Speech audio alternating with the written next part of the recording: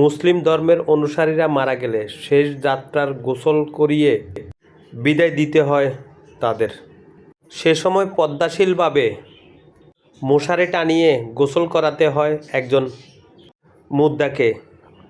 এরই কথা চিন্তা করে চট্টগ্রামের খুলশী থানা যুবদলের সাবেক আহ্বায়ক হেলাল হোসেন হেলাল শেষ গোসলের একটি মশারি উপহার দিলেন মসজিদের ইমাম সাহেবকে।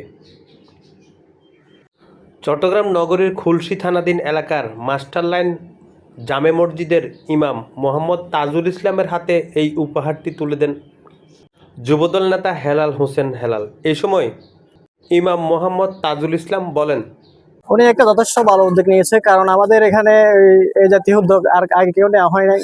আমাদের কেউ মারা গেলে আমাদের এখান থেকে খাটিয়ে নিয়েছে, কিন্তু আমরা এই গোসল দেওয়ার জন্য আমরা এগুলো দিতে পারি না।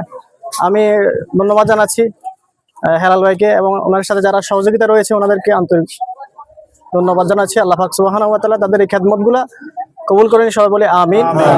এই জাতীয় আরো ভালো খেদমত সমাজের জন্য আরো বেশি করার তৌফিক দিয়ে সবাই বলি আমিন। আসলে আমরা দেখি যে অনেক সময় অনেকে এই যে যখন গোসল করা যে মুদ্দাকে যখন গোসল করানো হয় তখন অনেক বিল্ডিং এর উপর থেকে অনেক মানুষে মুদ্দার খোলা জায়গাটা দেখতে পারে। তাইলে আমি মশারিটা দিলে মশারির উপরে এবং চারোপাশে ঘেরাও থাকে, চারোপাশে থাকে, আর কেউ দেখার কোনো সুযোগ থাকে না।